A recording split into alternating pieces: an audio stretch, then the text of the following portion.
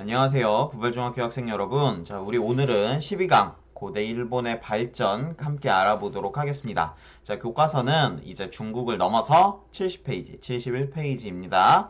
자, 시작해 보도록 하겠습니다. 자, 우리가 일본사가 처음이죠. 그래서 일본사를 할 때 일본의 시대 구분 혹은 이 일본이라고 하는 나라의 특징, 이런 아주 개괄적인 부분부터, 기본부터 보고 갈 건데요. 일본의 시대는 크게 세 시대로 구분할 수 있습니다. 하나는 고대 시대. 이제 일본이라고 하는 나라의 기틀이 잡히는 고대 시대고요. 이거를 헤이안 시대까지 봅니다. 그 뒤에 이제 사무라이가 역사에 등장하는 사무라이의 시대인 중세가 있고요. 그 다음으로 이제 메이지 유신이라고 하는 그 가장 핵심적인 사건들을 기점으로 해서 일본이 이제 근대 국가가 되는데, 이때부터는 이제 일본이 약간 군국주의 쪽으로 나아가게 되죠.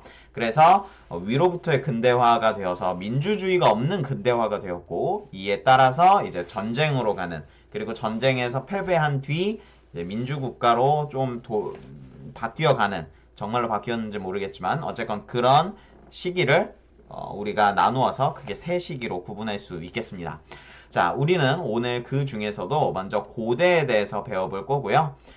그 이후에 이 중세 근현대 부분은 이제 나중에 좀 배워보도록 하겠습니다. 특히 이 근현대 파트는 아마 2학기 때 좀 자세하게 배워볼 겁니다. 자, 그러면 시작해 보도록 하겠습니다. 자, 일본이라는 나라를 우리가 먼저 이해하기 위해서는 일본의 지리를 이해해야 합니다. 원래 역사라는 것은 기본적으로 환경의 영향을 받아서 역사가 만들어지는 거거든요. 그래서 이 지리부터 보자면, 일본은 일단 특징 자체가 남북으로 길게 느려진 섬이라는 점이 있습니다. 이게 2300km예요. 여기 북해도 끝에서 남쪽 큐슈 끝까지가 2300km인데, 이게 엄청 긴 길입니다. 이게 2300km라고 하니까 약간 감이 잘 안 오는데, 미국의 북쪽 끝에서 남쪽 끝까지, 북쪽에 아주 캐나다랑 접해 있는 곳에서 남쪽 플로리다까지가 2300km고요. 우리나라의 3배가 넘습니다. 그만큼 엄청나게 기다란 나라라는 거예요. 또 일본은 우리나라처럼 국토의 70%가 산악지대인 나라입니다. 그럼 이게 무슨 말이냐? 중앙에 어떤 중심이 되는 국가를 딱 만들었다고 하더라도 이 나라가 통일이 되기가 어렵고, 통일이 되더라도 중앙 집권화가 되기가 극도로 어려운 나라라는 것을 의미합니다. 자, 일본은 크게 큐슈, 시코쿠, 혼슈, 홋카이도 이렇게 해서 4개의 섬으로 나뉘어지는데요. 그 중에서 우리가 중요하게 봐야 할 섬은 큐슈 그리고 혼슈입니다. 혼슈는 이 중앙에 있는 섬인데요. 딱 봐도 크기가 가장 크죠? 그래서 여러 지역으로 또 나뉘게 되는데, 그 중에서 우리가 오늘 배울 내용은 주로 이 긴키, 경기란 뜻입니다. 한자로. 그러니까 일본어로 그냥 긴키라고 부르는 거예요. 경기도예요, 경기도. 자, 이 지역을 중심으로 보게 될 것입니다. 자, 큐슈와 혼슈가 중요하다고 했었는데요. 왜냐면 이 큐슈, 구주라고 하는데 원래 그냥 9개의 주란 뜻입니다. 그거를 일본어로 바꾼 거예요. 이 큐슈 지방은 우리나라와 접해 있어서 우리나라에서 이제 문명이, 어떤 문화나 이런 것들이, 선진 문화가 들어와서 이제 일본으로 전역으로 퍼지는 데 있어서 중요한 역할을 했기 때문에, 어떻게 보면 가장 문화의 선진지대에 있었기 때문에 규슈가 중요하고요. 긴키는 이제 우리가 곧 배우게 될 야마토 정권을 비롯해서 일본의 고대 국가가 본격적으로 성립하는 그런 공간이기 때문이었습니다. 자, 그러면 이렇게 우리가 일본에 대해서 개괄적으로 알아봤는데요. 이를 바탕으로 해서 자세하게 일본을 알아보도록 하겠습니다. 자, 일본의 맨 처음의 역사는 우리가 구석기, 신석기 이야기를 하듯이 이쪽도 구석기, 신석기가 있었겠죠. 이 시기를 우리는 조문시대라고 합니다. 조문시대는 구석기 말에서 신석기까지 해서 이어지는 시대인데요. 이 시대의 특징으로는 조문토기라고 하는, 조문이라는 건 줄무늬 토기라는 겁니다. 우리나라에 빗살무늬 토기가 있다면 일본에는 줄무늬 토기가 있었던 거죠. 자, 그렇게 되고요. 이 사회는 아주 독특한 게 신석기 시대인 것은 명확합니다. 간석기와 같은 우리가 신석기 시대에 배웠던 특징들이 다 나오는데요. 근데 독특하게도 이 지역은 농사를 짓지는 않았던 것으로 보입니다. 농사 짓는 법을 몰랐다기보다는 농사가 효율이 좋지 않아서 오히려 채집만 해서도 먹고 살 수 있는 그런 사회였기 때문이었다고 우리가 추정을 하고 있습니다. 자, 그리고 이제 조문시대가 저물어가면서 야요이 시대가 옵니다. 일본이라는 나라는 기본적으로 우리나라나 중국 같은 대륙 국가들과는 다르게 외부에서 문명이 전해져 오는 방식으로 나라가 발전하거든요. 그래서 이게 특징이 뭐냐면 어떤 우리가 생각하는 구석기 다음에 뭐 신석기지, 신석기 다음에 청동기, 철기 뭐 이런 식으로 발전하는 국가가 아니고 외부에서 문화가 들어온 데에 맞춰서 급격하게 시대에 따라서 문화가 발전하는 그런 특징이 있습니다. 메이지 유신도 약간 비슷하죠. 야요이 시대도 마찬가지였습니다. 야요이 시대는 청동기와 철기가 동시에 들어오는 시기입니다. 그래서 청동기 기술과 철기 기술을 동시에 사용한 그런 시대였다고 볼 수 있고요. 왜 야요이 시대라고 하냐면 조문 시대처럼 야요이 토기가 발견되기 때문입니다. 우리나라의 약간 민무늬 토기, 청동기 시대에 발견되는 그런 토기들과 유사하게 생겼고요. 일본은 농사를 이때 야요이 시대 때 맨 처음 시작하기는 하지만 그래도 농사 중에서는 꽤 고급 농사 기술에 해당하는 벼농사를 곧바로 시작하는 모습을 볼 수 있습니다. 보통은 보리나 조 이런 것들을 먼저 기르다가 논을 만들어야 해서 원래 그 기술이 더 많이 필요하거든요. 그런데 바로 이 벼농사로 이행하는 모습을 볼 수 있습니다.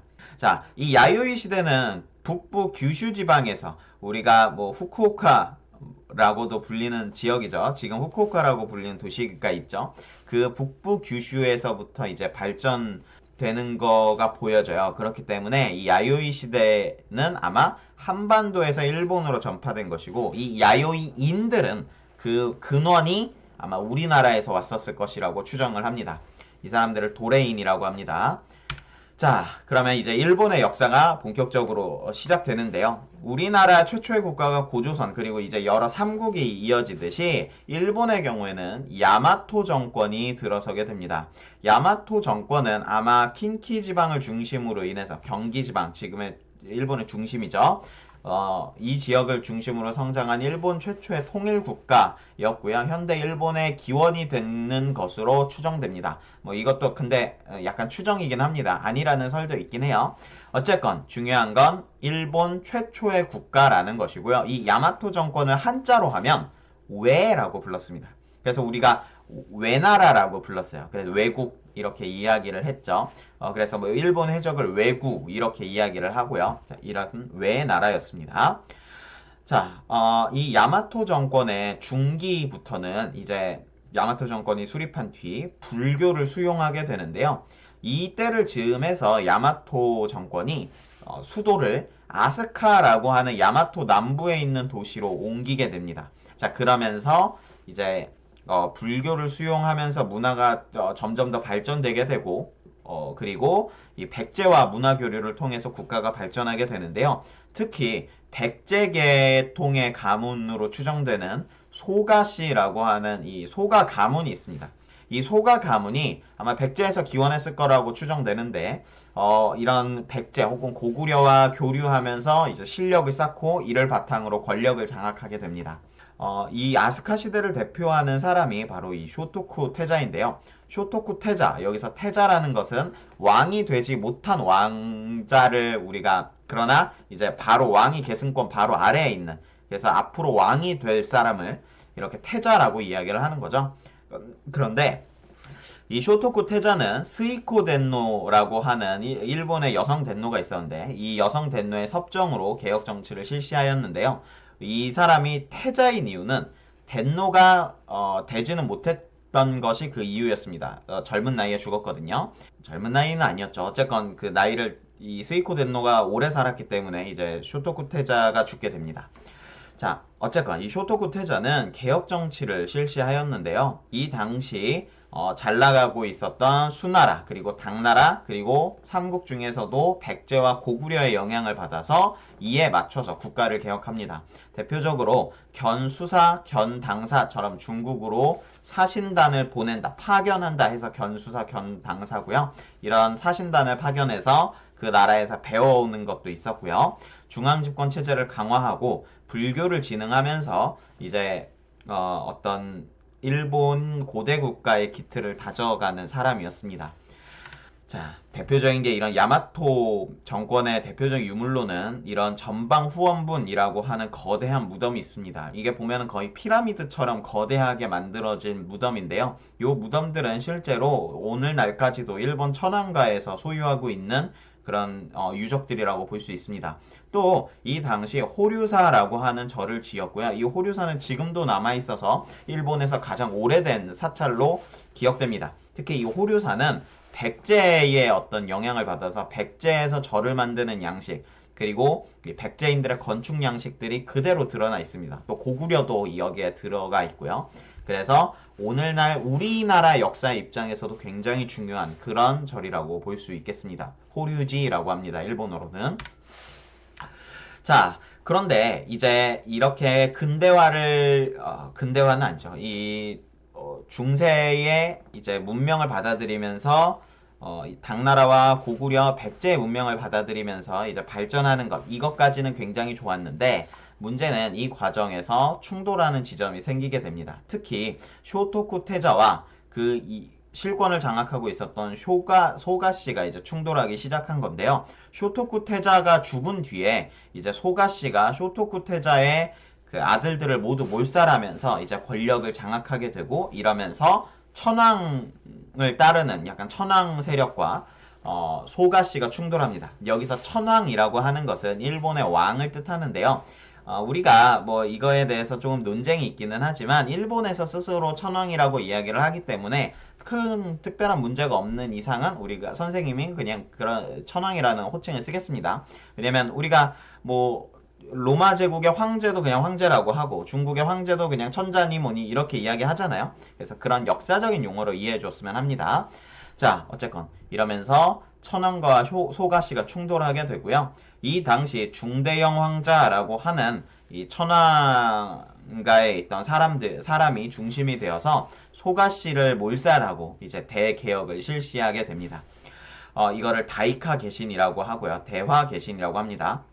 다이카 개신은 당나라의 제도를 모방한 개혁으로서 우리가 당나라 시절에 배웠던, 당나라 수업 시간에 배웠던 균전제, 부병제, 그리고 삼성육부제, 이런 것들을 일본에 맞춰서 모두 도입하는 모습을 보여주었습니다.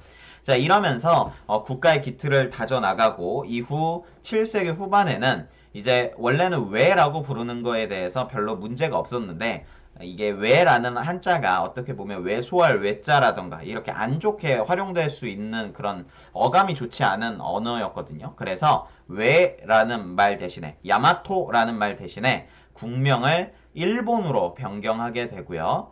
니폰으로 변경하게 되죠. 자, 그리고 이 호칭도 이제 그냥 왕에서 천황, 덴노라는 표현을 이제 사용하게 됩니다. 자, 그러면서 일본이 당나라와 비슷한 어떤 일본 고대 율령 국가로서 등장하게 되는 것이죠. 자, 이런 일본이 이렇게 율령제를 갖춘 국가로 나타나고 난 뒤에 이제 일본은 이제 나라를 개혁했다라는 것을 보여주기 위해서 새로운 신수도를 건설합니다. 이 수도가 나라에 있었고요. 이 수도를 헤이조쿄라고 했었습니다. 이 헤이조쿄는 기본적으로 당나라의 장안성을 모방했고요. 이를 바탕으로 우리가 당나라 혹은 뭐 그 당시 신라였죠. 통일신라 시대였으니까 이런 통일신라 이런 나라에 뒤지지 않는 국가다라는 것을 보여주기 위해서 이렇게 천도를 하였습니다. 자, 이 나라 시대에는 이렇게 도다이사, 동대사라고 합니다. 이 도다이사 같은 대규모 사원들을 건립했고요. 문학적으로도 일본 문학을 정리한 만엽집, 일본의 역사책인 일본 서기, 그리고 고사기 이런 것들을 편찬하면서 일본의 역사도 정리하고 문학적으로도 굉장히 발전하는 모습을 보여주었습니다. 이 시기를 우리가 일본 고대의 전성기라고 볼 수 있을 것 같습니다.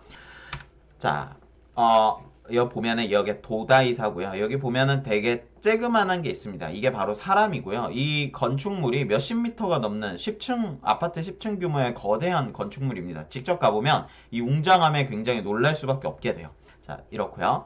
그리고 일본의 헤이조쿄도 보면 이게 헤이조쿄인데 당나라의 장안성과 비슷하게 이제 사각형을 기본으로 해서 격자형으로 지었죠. 자, 이런 식으로 당나라에 못지않는 도시를 만들려고 했었던, 중국에 못지않은 도시를 만들려고 했었던 그런 일본의 모습이 보이는 그런 시대였습니다. 자, 그 이후의 시대는 우리가 헤이안 시대라고 부르는데요. 수도를 이제 나라에서 교토, 헤이안쿄로 이전했습니다. 왜냐면 이 나라가 딴 거는 괜찮은데 약간 수질이 안 좋았어요. 그래서 물과 관련된 전염병이 돌아가지고 수도로 옮긴 건데, 어쨌건 요 시기도 이제 어떻게 보면은 나라 시대에 이어서 이제 일본이 계속 강성한 국가로서 발전하려고 했었던 그런 노력했던 시대였지만, 안타깝게도 일본의 요 헤이안 시대는 일본의 쇠퇴기였습니다. 왜냐하면 반전수습법이 붕괴하고 이제 장원제가 확산되었기 때문인데요. 그 이유는 우리가 당나라 때 배웠던 이유랑 똑같습니다. 당나라가 이제 장원제로 바뀌고 나라가 약간 변화하듯이 일본 역시도 이런 균전제나 이런 것들이 무너진 거죠. 그래서 사회가 좀 더 혼란스럽고 어려워지기 시작을 하게 되었습니다. 이 당시 중앙에서는 천황가와 천황의 외척이었던 후지와라 가문이 싸움을 벌이고 있었는데요. 이 과정에서 정치가 혼란해지고 치안이 붕괴하게 됩니다. 이 치안 붕괴 상황은 우리가 소위 악당이라고 부르는 약간 도적대 혹은 국가의 말을 듣지 않는, 정부의 말을 듣지 않는 그런 집단이 계속 생기게 돼요. 자, 그런 집단과 싸우거나 혹은 그런 집단이기도 합니다. 이런 악당들이기도 하고요. 이 과정에서 지방의 사람들은 스스로 무장하고 무사단을 형성하기 시작을 합니다. 이 무사를 일본어로는 사무라이라고 이야기를 하고요. 이 사무라이들이 점차 지방을 차지하면서 이제 결국엔 중앙 권력을 무너뜨리는 그런 시기에 접어들게 됩니다. 또한 이 헤이안 시대는 외부적으로도 약간 쇠퇴하는 시기였는데요. 이때 안사해난이 일어나면서 견당사가 폐지되고 이제 당나라도 혼란스러워지는 거죠. 또 하필이면 사실 이때 신라도 혼란스러워집니다. 우리 신라 하대, 후삼국 시대 요 시기로 접어드는 거거든요. 자, 이러면서 일본은 이제 외국과 교류하기보다는 우리 스스로 우리의 문화를 발전시키자라고 하는 풍습인 국풍문화가 크게 발달하게 되고요. 이 당시에 이제 한자를 변형해서 오늘날 일본에서 쓰고 있는 히라가나, 가타카나 등의 가나 문자가 발명되고요. 또 일본 고유의 소설체가 발달하게 됩니다. 이제 소설을 만들기 시작하는 거예요. 근데 일본의 소설은 뭐라고 부르냐면 이야기라고 부르는데 이거를 일본어로 모노가타리라고 합니다. 이런 모노가타리가 최초로 만들어지는 시기이기도 합니다. 이 당시 가장 유명한 모노가타리로는 히카리 겐지에 대한 이야기를 하는 겐지 이야기라고 하는 모노가타리가 크게 유행하였습니다.